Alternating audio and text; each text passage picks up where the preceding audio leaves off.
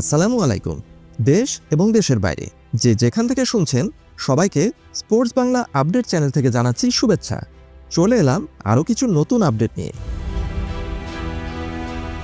রবিবার রাতে রিয়াল সোসিয়েদাদের কাছে 2-1 গোলে হেরে বার্সেলোনার টানা 11 ম্যাচের জয়ের জয়যাত্রা থেমে গেছে। ম্যাচ শেষে রেফারি জেসুস গিল মানজানোর আচরণ এবং ভিএআরের বিতর্কিত সিদ্ধান্ত নিয়ে খুব উগরে দিয়েছেন বার্সেলোনা অধিনায়ক ফ্র্যাঙ্কি ডিয়ং এবং কোচ হ্যান্সি ফ্লিক। স্প্যানিশ সংবাদ মাধ্যম স্পোর্টের প্রতিবেদন থেকে তাদের হতাশার খবরগুলোই তুলে ধরছি বার্সেলোনা ভক্তদের জন্য। রেফারি গিল মানজানোর উপর চটেছেন ফ্র্যাঙ্কি ডিয়ং। ম্যাচ শেষে সংবাদ মাধ্যম ড্যাজেনের সাথে আলাপকালে বার্সেলোনার অধিনায়ক ফ্র্যাঙ্কি ডিয়ং রেফারি গিল মানজানোর আচরণ এবং তার সিদ্ধান্তের তীব্র সমালোচনা করেন। তিনি বলেছেন, তার সাথে কথা বলাই যায় না, আমি এটা বুঝতে পারছি না।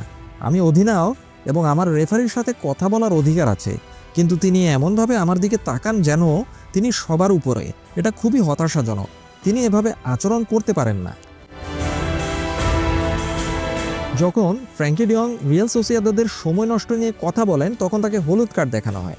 এই নির্দিষ্ট ঘটনা নিয়ে উল্লেখ করে ফ্র্যাঙ্কি ডিয়ং বলেন, আমি তাকে বলছিলাম সময়ের দিকে খেয়াল রাখতে, কারণ রিয়াল সোসিয়েদাদের প্লেয়াররা কিক নিতে অনেক বেশি সময় নিচ্ছিল, অথচ 10 সেকেন্ডও হয়নি, এর মধ্যেই তিনি আমাকে হলুদ কার্ড দিয়ে দিলেন।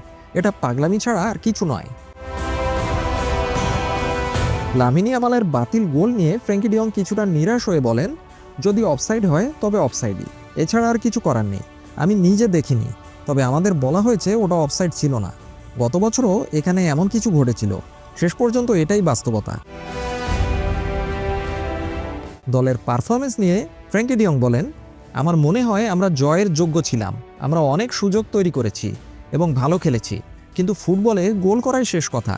আমরা তা করতে পারিনি এবং তাদের গোলরক্ষক খুবই ভালো খেলেছেন। বার্সেলোনার কোচ হ্যান্সি ফ্লিকের প্রতিক্রিয়া কেমন ছিল? টানা 11 জয়ের পর প্রথম হারের মুখ দেখা কোচ হ্যান্সি ফ্লিক দলের খেলায় খুশি হলেও রেফারির ওপর বিরক্ত। ফ্র্যাঙ্কি ডিয়ংয়ের বক্তব্যের রেশ ধরে কোচ হ্যান্সি ফ্লিক বলেন, আমি জানি রেফারি কেমন, সবাই তা দেখেছে। আমি তাকে নিয়ে কথা বলে সময় নষ্ট করতে চাই না। ম্যাচের আগেই রেফারি সম্পর্কে অনেক মন্তব্য পড়েছিলাম। লা লিগায় অনেক ভালো রেফারি আছেন, কিন্তু আমরা সবাই জানি এই রেফারি কেমন। হ্যান্সি ফ্লিক আরও বলেছেন, ফ্র্যাঙ্কি ডিয়ং যা বলেছে তা একদম ঠিক। সে সবসময় শান্ত থাকে। সে অধিনায়ক এবং সে রেফারির সাথে কথা বলতে চেয়েছিল কিন্তু পারেনি। এমনকি আমরা চতুর্থ রেফারির সাথেও কথা বলতে পারিনি। আমাদের এটা মেনে নিতে হবে। এটা মোটেও সুখকর নয়। এই রেফারির সাথে যোগাযোগের বিশাল অভাব রয়েছে। যখন তাকে মনে করিয়ে দেওয়া হয় যে গত বছর লেভানডোভস্কির গোল বাতিল করা সেই একই ভিএআর রেফারি আজ লামিন ইয়ামালের গোল বাতিল করেছেন, তখন হ্যান্সি ফ্লিক হেসে বিদ্রূপের সুরে বলেন, গুড জব, শাবাশ। নিজের দলের খেলা নিয়ে কোচ হ্যান্সি ফ্লিক বলেন, আমি হতাশ। আমরা দারুণ একটি ম্যাচ খেলেছি, অনেক সুযোগ তৈরি করেছি, কিন্তু ফলাফল আমাদের পারফরমেন্সের প্রতিফলন ঘটায় না। এটাই আমাদের ফুটবলের ধরন। কিছুদিন আপনি অনেক শক্তি ব্যয় করবেন, কিন্তু ভাগ্য আপনার সহায় হবে না। রক্ষণভাগের ভুল স্বীকার করে তিনি বলেন, আমরা রক্ষণে ভুল করেছি, আমাদের আরও ভালো ডিফেন্ড করতে হবে।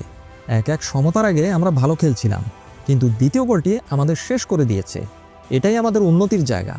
মাঝে মধ্যে আপনি জানবেন না কেন আপনি ম্যাচ হারছেন। এটি তেমনই একটি ম্যাচ। আমাদের এখন পরবর্তী ম্যাচে ফোকাস করতে হবে।